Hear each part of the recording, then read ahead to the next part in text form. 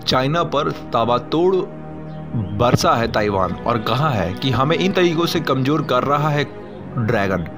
चीन जो सैन्य अभ्यास करके द्वीप और निकट के विमान भेजकर ताइवान के खिलाफ बल का प्रयोग करके अपने खतरों को बढ़ा रहा है, अपने ही वो खतरों को बढ़ा रहा है।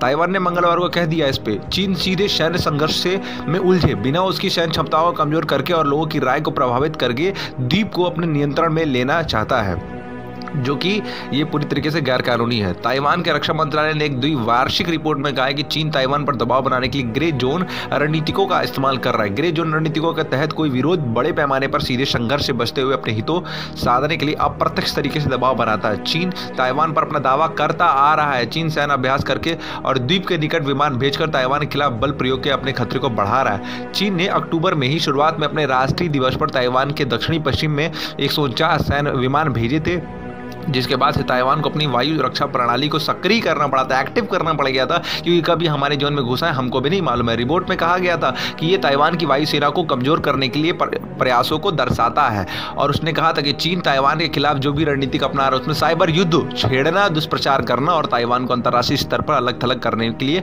मुहिम चलाना शामिल है, ताकि ताइवान पर कोई युद्ध किए बिना चीन की शर्तें मानने पर मजबूर किया जा सके। ये सारी जो चीज़ें हो रही हैं 1949 के गृह युद्ध में भी अलग हो गए थे लोग, लेकिन फिर भी ये लोग कर रहे हैं। CNN टाउन हॉल में ये पूछे जाने पर कि क्या अमेरिका ताइवान की रक्षा के लिए आगे आएगा, तो अमेरिका के राष्ट्रपति जो बाइडेन ने कह दिया एकदम साफ साफ कि हाँ, ऐसा करने के लिए हम प्रतिबद्ध हैं। इसके तुरंत बाद अमेरिकी अधिकारियों ने स्पष्ट किया कि ताइवान को लेकर उसकी नीति में कोई बदलाव नहीं किया जाएगा। मतलब अगर अमेरिका मदद करने के लिए आएगा तो ऑफ कोर्स भारत भी जाएगा, और जब भारत जाएगा तो सारे पूरे देश आएंगे।